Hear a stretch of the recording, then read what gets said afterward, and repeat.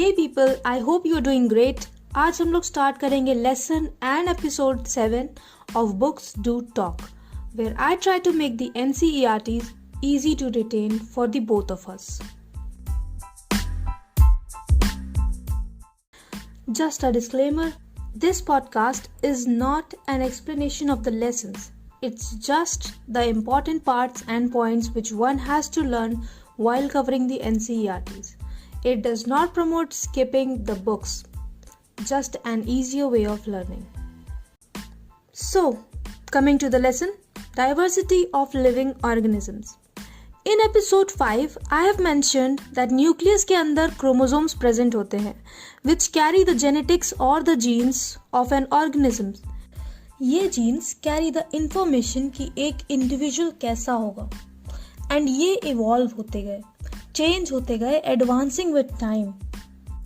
And different types of organisms were formed. In organisms को study करने के लिए इनको groups में divide करते हैं. सबसे पहला क्लासिफिकेशन दिया था एरिस्टोटले ने.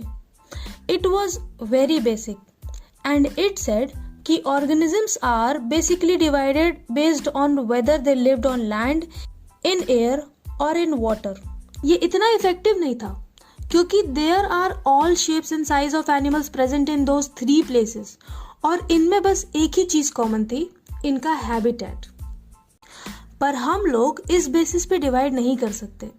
We need to classify on the basis of a certain characteristics like cell कैसा है, prokaryotic और eukaryotic, organism कैसा है, unicellular और multicellular, organism अपना खाना खुद बनाता है कि नहीं, मतलब are they autotrophic और heterotropic, animals में इनके body parts कैसे develop हुए हैं और क्या कोई स्पेशल ऑर्गन है एक ग्रुप ऑफ एनिमल्स में. इन क्वेश्चंस को आंसर करके we can easily develop a hierarchy and place the animals in it accordingly.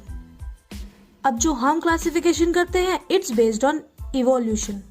जो कैरेक्टरिस्टिक्स पहले डेवलप होते हैं they are more basic than जो कैरेक्टरिस्टिक्स बाद में डेवलप होते हैं. ज्यादातर organisms are basically an accumulation of changes in body design that allow them to survive better.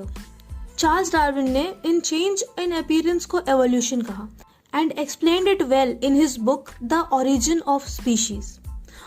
Organisms की complexity will increase over evolutionary time and जो first group थे evolutionary ladder में we say that they are primitive organisms, while those who are relatively more recent are called advanced organisms.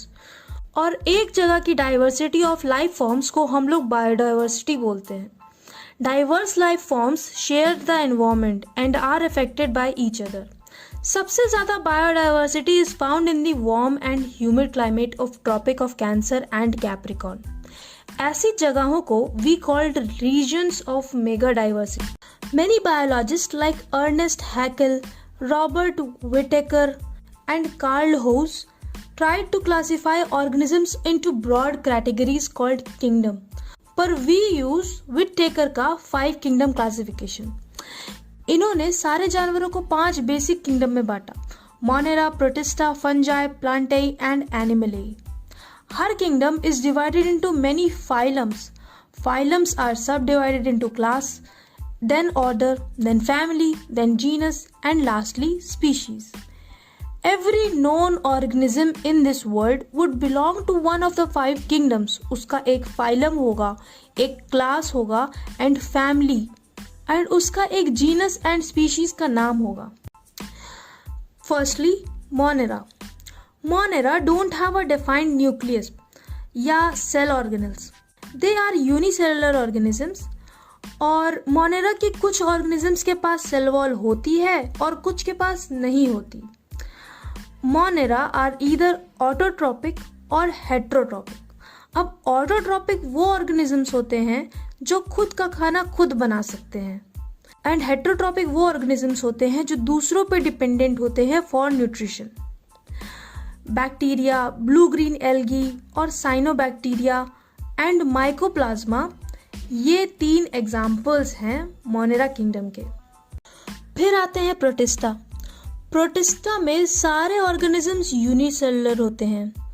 ये eukaryotic होते हैं and they have hair like cilia or whip like flagella for moving around.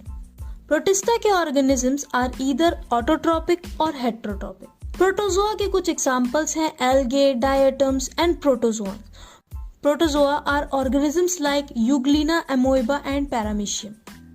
Third kingdom is fungi.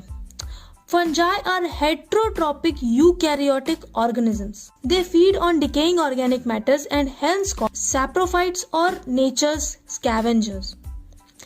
इनकी cell wall is made up of tough complex sugar called chitin. Fungi के examples हैं mushroom and yeast. Some fungi like blue-green algae जिनको cyanobacteria भी बोलते हैं lives in permanent mutually dependent relationship called symbiotic relation. ऐसे symbiotic life forms को हम lichens बोलते हैं.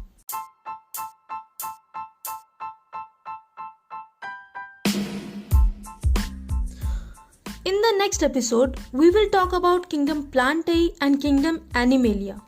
But till then, keep revising and share it with someone who is having trouble trying to retain the NCERTs.